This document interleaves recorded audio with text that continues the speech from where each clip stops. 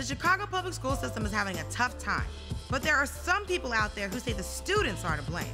In Chicago, there's no incentive for kids to go to school. They would rather make money selling drugs and guns. Okay, angry news lady. But you know what? Let's hear from a recent graduate. I am donating $1 million to CPS. That's Chance the Rapper. You know the dude with the Kit Kat commercials and the Super Mario overalls? So why is this guy giving his hard-earned candy money to a public school system? Well, according to writer and sociologist Eve Ewing, the problem is that many people have abandoned that system altogether. Even though Chicago as a city is about a third white residents in the city are by and large opting out of the public school system. Well, you know, strong black women, we can figure this out. Well, that's part of the problem though, right? Public schools are supposed to be for everybody. They're supposed to be supported by a public. Yeah, America don't work that way. I know, it's a bummer. That's one way to put it. And Chance and Eve would know. They both went to Chicago public schools, but they share something else in common. As students, they had some outside help from Young Chicago Authors, a nonprofit after-school writing program. So I sat down with poet and artistic director Kevin Koval to find out more about YCA. We believe that young people are the best documenters and the best experts of their own experience, and that as a civic society, we should probably be paying attention more closely to what young people are saying.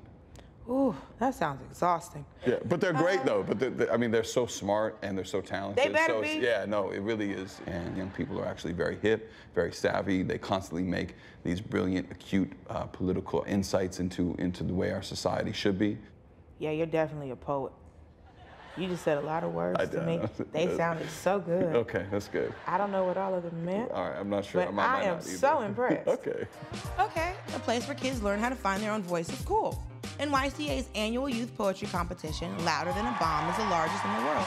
I just had one problem. We run the longest running youth open mic in the world. Open mics? Open mics?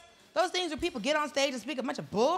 Hey, white man, come out of your shell. Hey, white man, don't kiss your cousin and tell. And then it's been 3 hours and I've heard the same poem. So. Open mic's super dope though. I guarantee if you are here, you will have a good time. Kevin really had me with his big words and beautiful eyes. But these open mics, man, I don't know. I guess it was time for me to meet one of these little YCA kids. So I headed down to Chicago's South Side, where I met 17-year-old Trey. Trey claims YCA has helped him develop as a poet. I'll be the judge of that. Have you written any, like, love poems for, like, you know, somebody you like? I have. I wrote my first love poem as a sophomore. Ooh, did you give it to him? I read it to her. Did you do it where, like, Romeo and Juliet stand on this balcony and I read to you situation? If the balcony was a stage. You performed it already, sir? Performed it. Guys, the balls on this young man. There's dudes that won't even text me back. And the 17-year-old is out here getting you in these streets. Step your game up, gentlemen. On top of everything else, YCA taught this kid how to play the game of love. Damn. I think YCA has really helped me kind of realize who I am, not just as an artist, but as a person in general. It just gives you a chance to speak your truth. Okay, so, I mean, are you going to this open mic tonight? Yes. Matter of fact, I'll be performing. And you know what will make my day? What? I would love if you came. Ugh, fine, I'll go. That night I showed up looking amazing, as usual. But I gotta say, when Trey went up on stage, I was nervous as hell. The following is a letter to poetry to earn my spot at the table. Dear poetry, baby girl, you are fine. But I've been thinking, if we plan it right and put space in between our stanzas, we could be stars.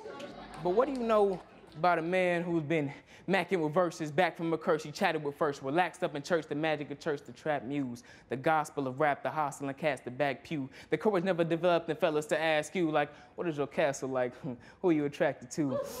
I didn't need to be nervous. Trey and the other performers killed it. And instead of treating these kids like a bunch of hoodlums who don't care about school, maybe we should be helping them develop their voice, just like YCA does. Oh, and I guess I was wrong about open mics too.